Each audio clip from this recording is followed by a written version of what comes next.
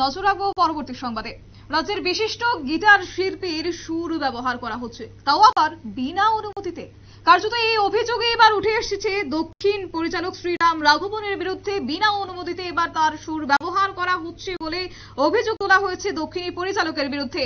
তবে merry Christmas ছবিতে বিনা অনুমতিতে সুর ব্যবহার হওয়ায় এক প্রকার ক্ষোভ প্রকাশ করেছে রাজ্যের বিশিষ্ট শিল্পী। সরাসরি সেই সম্পর্কে বিস্তারিত জেনে নেবার চেষ্টা করবো। আমাদের সাথে রয়েছে প্রতিনিধি নিউজ রুম থেকে, কি বলছে শুনবো। সুপ্রীতি, এবার রাজ্যের বিশিষ্ট গিটার শিল্পী সুর এবার ব্যবহার করছেন, যাকে কেন্দ্র করে দক্ষিণী পরিচালকের বিরুদ্ধে এবার ক্ষোভ উগরে দিয়েছেন। কি আপডেট পাচ্ছে এবং কি বলছে রাজ্যের শিল্পী? ভাবে পরিচিত তা হচ্ছে কপিরাইট। এই কপিরাইট ওয়ার্ডটা কোথায় না, বিশেষ করে আমরা যেটা দেখেছি যে বিভিন্ন সোশ্যাল সাইটে, বিভিন্ন ইউটিউব আমরা যেটা দেখি এখন প্ল্যাটফর্ম, যে প্ল্যাটফর্মে বিভিন্ন রকমের গান বাজনা, সেই গান বাজনা বলো, ফেসবুক বলো, বিভিন্ন সোশ্যাল সাইটগুলো রয়েছে, সেখানে কিন্তু এই কপিরাইটটা খুব পরিচিত বা বহুল ব্যবহৃত। এরকমই কোথাও একটা ঘটনা আজকে বাস্তবে যেন লক্ষ্য করা যাচ্ছে। আমার সঙ্গে নিউজ রুম থেকে শতাব্দী রয়েছেন রাজ্যের বিখ্যাত গিটার শিল্পী অমরনাথ বণিক। তার কাছে সরাসরি জানবো যে অভিযোগটা উঠে এসেছে। প্রথমে তোমাকে আমি দু লাইন বলি যে একটি সিনেমা মেরি ক্রিসমাস যার নাম, সেই সিনেমাতে অমরনাথ বণিকের গান বা মিউজিক আমরা যদি বলি, যে বাদ্যটি আমরা দেখেছি সেটি ব্যবহার করা হয়েছে এমন অভিযোগ। এই অভিযোগের কি রয়েছে, কতদূর সত্যতা রয়েছে, কি রয়েছে এর পেছনে বিস্তারিত জানবো একেবারে অমরনাথ বাবুর কাছ থেকে। অমরনাথ বাবু, প্রথমে নিউজ ভ্যানগার্ডের লাইভে আপনাকে স্বাগত। যে অভিযোগ আমরা পাচ্ছি আজকে যে একটি সিনেমাতে আপনার যে টিউনটা রয়েছে সেটাকে ব্যবহার করা হয়েছে, কি বলবেন, কি রয়েছে এর পেছনে? প্রথমে আমি দর্শক যারা আছেন প্রত্যেককে আমি নমস্কার জানাচ্ছি।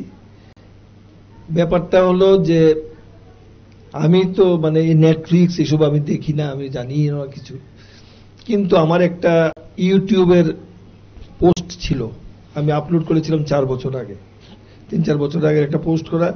এটা পরিন্দা ফিল্মের আশা ভোসলের গাওয়া একটা গান, প্যার কে মোড় পে। এটা আমার বিভিন্ন লোক, এটাতে অনেকেই দর্শকরা বা শ্রোতারা আমার গিটারে কমেন্ট করছে। কমেন্ট আসছে এমন আজ থেকে মাসখানেক আগে যে মেরি ক্রিসমাস সিনেমা দেখলাম, দেখার পর দেখলাম এটার মধ্যে একটা গিটারে আপনার গিটারের একটা মিউজিক বাজছে, খুব ভালো লাগলো, আপনাকে কনগ্রেচুলেশনস। এইরকম 2-3 জন জানিয়েছেন। তারপর একজন আমাকে হোয়াটসঅ্যাপে মেসেজ লিখে পাঠালেন যে আপনার এইরকম একটা গিটার শুনলাম, সিনেমাটা দেখতে দেখতে আপনার গিটারটা শুনিয়ে আপনার ইয়েটা বার করলাম, ইউটিউব বার করে দেখলাম যে না, ঠিকই আপনারটাই বেজেছে। আপনাকে কি তারা জানিয়েছিল কিছু? আমি বললাম না, কিছু জানায়নি, তো আমি জানিই না এই ব্যাপারে কিছু, আমি দেখিও নি। বলে না, এটা তো তাদের ঠিক করেনি। আমি বললাম না, ঠিক করেনি। এখানে এই যে আপনার যে টিউনটা ব্যবহার করা হচ্ছে, সেই টিউনটা আপনি কোথায় আপলোড করেছিলেন, কোথায় ছিল? আমার টিউনটা আমি ইউটিউবে পোস্ট করেছিলাম, ইউটিউবে 2020 থেকে 20 আমি পোস্ট করেছিলাম এটা। এবং এটা পোস্ট করার পর তো আমার সাধারণত সব গানে আমার কপিরাইট আসে, কারণ গিটার আমরা তো গানের সুরই বাজাই, কোনো না কোনো গানের সুর, সেই কারণে কোম্পানিগুলো আমার কপিরাইট করে। আমি যথারীতি তাদেরকে আমি ক্রেডিটস দিয়েছিলাম, টিপস কোম্পানি, আর.ডি. বর্মন, আশা ভোসলের, সবাইকে আমি ক্রেডিট জানিয়েছিলাম। এবং এটা নট ফর বিজনেস পারপাস, আমি এই কথা লিখে দিয়েছিলাম। লেখার পর টিপস কোম্পানি আমাকে কপিরাইট ঠিক ক্লেম করেনি, আমাকে শেয়ার করেছে। মানে যাই হবে এটা 50-50 টিপসের সঙ্গে আমার ভাগাভাগি হওয়ার একটা কথা আছে। এই অবস্থাতে যখন এটা দেখলাম যে এই ফিল্মের সঙ্গে টিপস জড়িত, তখন আমার মনে একটু সন্দেহ লাগলো যে তাহলে টিপস তো জানতো ব্যাপারটা, আমাকে শেয়ার করেছে, তাহলে আমাকে একটা মৌখিকভাবে আমাকে শিল্পীর সম্মানটা যদি মানে একটু হলেও দিত, একটা মৌখিকভাবে একটা অনুমতি নিত, তাহলে আমি খুশি হতাম। আর আজকের দিনে এই যে গিটারটা বাজাচ্ছি, সেই গিটারটা খুব একটা জনপ্রিয় না, কিন্তু একসময় খুব জনপ্রিয় ছিল। এই কারণে আমার গিটারটা যে মানে ফিল্মে ইউজ হয়েছে, সেটার জন্য আমি তাদের কাছে খুবই কৃতজ্ঞ যে তারা আমাদের গিটারটা ইউজ করেছে, গিটার আয় ওটাকে একটু বাড়িয়ে দিয়েছেন তারা। কিন্তু পাশাপাশি শিল্পী হিসাবে মনে একটা দুঃখ যে যদি ওনারা আমার কাছ থেকে কোনো পারমিশন নিতেন বা আমাকে জানাতেন যে আপনার এইরকম একটা আমরা ইউজ করছি, তাহলে আমি খুশি থাকতাম। আমার এর থেকে টাকা পাওয়ার কোনো ব্যাপার নেই, আমি কিছু এরকম কিছু ক্লেম করি না। এই যে আপনার যে টিউনটা বা ইউটিউবে আপলোড ছিল, এটা কবে করেছিলেন? এটা 2020-তে করা, আর তাদের ফিল্মটা রিলিজ করেছে 2024 জানুয়ারিতে। এই আর কি। এবার আপনি এটাকে জানতে পারলেন ঠিক কবে? আমি মাসখানেক আগে, বললাম তো মাসখানেক আগে বোধহয় ইউটিউবে আমার গিটারের এগেনস্টে মানে এটা পোস্ট করেছে কয়েকজন। করার পর আমি তখন মানে বুঝতে পারছিলাম না, আমি মেরি ক্রিসমাস নামে ইউটিউবে সার্চ করছি, অন্য সিনেমা চলে আসছে। তারপরে একজন আমাকে বললো যে আপনি দাদা নেটফ্লিক্স ডাউনলোড করে ওইতে দেখুন, তাহলে দেখতে পাবেন নেটফ্লিক্সে। তারপর আমি আপনার কি এখনো অবধি এই একটা গানই ব্যবহার করা হয়েছে নাকি অন্যান্য কোনো গানই ব্যবহার করা রয়েছে? আমি জানি না, আমি তো জানি না। সব সিনেমাতে কত মিউজিক থাকে, এর মধ্যে আমাকে যে মানে অনেকে বলেছে যে আপনার নাম কি আছে, আমি তো মোবাইলে দেখছি সিনেমা, এর মধ্যে এত শত শত নাম, এর মধ্যে আমার নাম থাকলেও থাকতে পারে, নাও থাকতে পারে, আমার চোখে আসেনি, এই হলো ব্যাপার আর কি। এই যে সিনেমা মেরি ক্রিসমাস, যে সিনেমার নাম উঠে আসছে, কারা কারা মানে কি বলবেন যে কারা কারা রয়েছে এর পেছনে, কারা এটিকে ব্যবহার করছে বলে কি মনে হয়?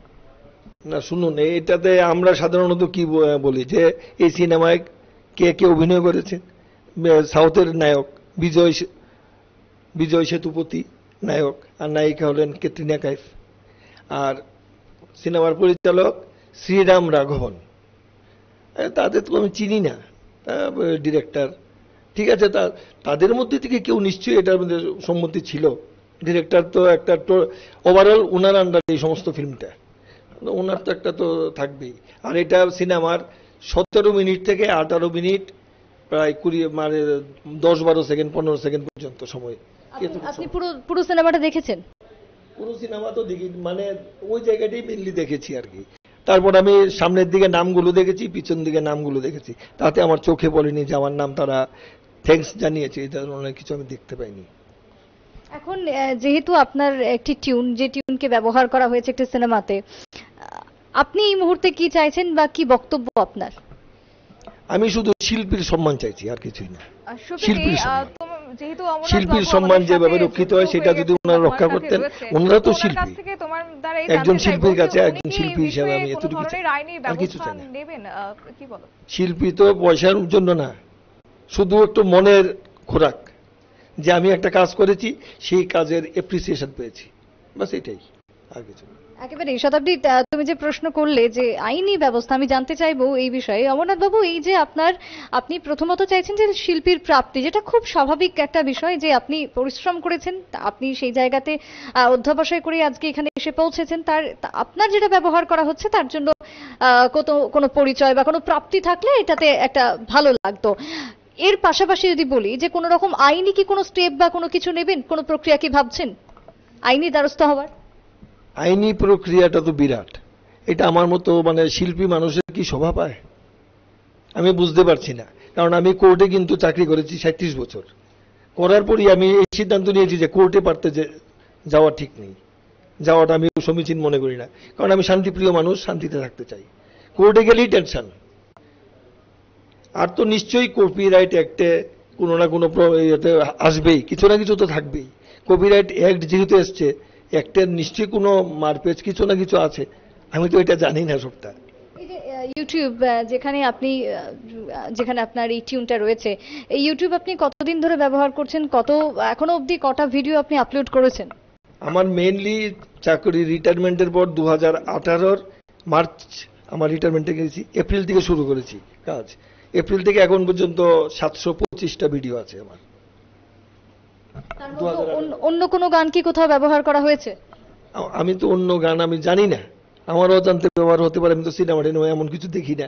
তবে অনেকে আমার ব্যবহার করেছে আমার গিটার নিয়ে, যেমন এক এক জায়গাতে গিয়ে বলছে যে ইয়েটা করার জন্য যে আপনার গানটাকে আমরা পুজোর প্যান্ডেলে বাজাবো বা আমরা পুজো পরিক্রমাতে দেখাবো। আমি বললাম হ্যাঁ দেখাতে পারেন, কিন্তু নামটা আমার থাকবে। ওনারা বলেছেন ঠিক আছে, আপনাকে কৃতজ্ঞতা জানিয়ে আমরা এটা করব। এরকম হলে তো কোনো আপত্তির কিছু নেই। এইরকম অনেক জায়গা থেকে আমাকে আসে, ফোন আসে, আমি পারমিশন দিয়ে দিই, এইটাই, পারমিশনটাই মেইন।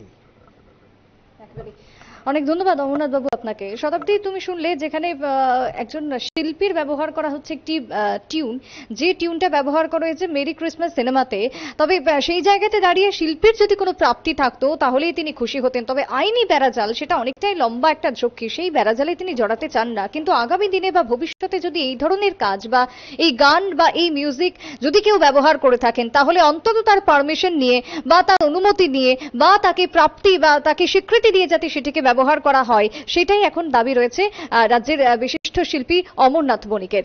শতাব্দী।